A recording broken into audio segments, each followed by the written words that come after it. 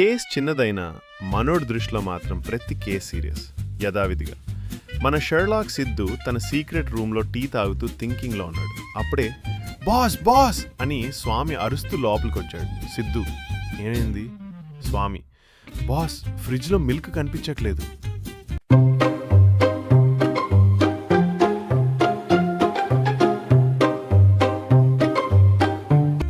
సిద్ధు ఒక్కసారిగా తన tea glass పక్కన పెట్టాడు. ఫ్రిడ్జ్లో మిల్క్ మాయమైందా? It's not an ordinary thing. Swami, boss మిల్కే కదా. సిద్ధు, చూడు స్వామి, ఏ ఐటెం దానికి అది మాయమైపోదు. వాటి వెనక ఒక మిస్టరీ ఉంటుంది, దాన్ని మనం కనిపెట్టాలి. Siddhu mode on.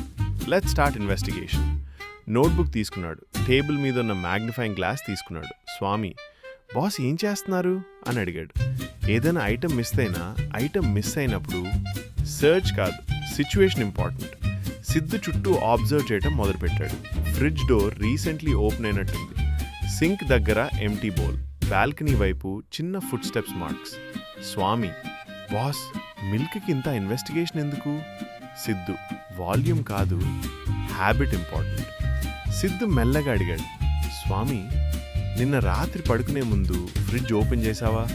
స్వామి, హా బాస్, ఓపెన్ చేసి మిల్క్తో టీ చేసుకొని తాగి మిగిలిన పాలు మళ్ళీ ఫ్రిడ్జ్లోని పెట్టి బాల్కనీ వ్యూ చూసాం కదా బాస్. ఇజ్ ఇట్ 100% ట్రూ స్వామి అని సిద్ధు అడిగాడు. ఎస్ బాస్, నాకు బాగా గుర్తుంది అని స్వామి చెప్పాడు. సిద్ధు, ఎస్, కనిపెట్టేషే. అవునా బాస్, ఎవరా కల్ప్రిట్ అని స్వామి అడిగాడు.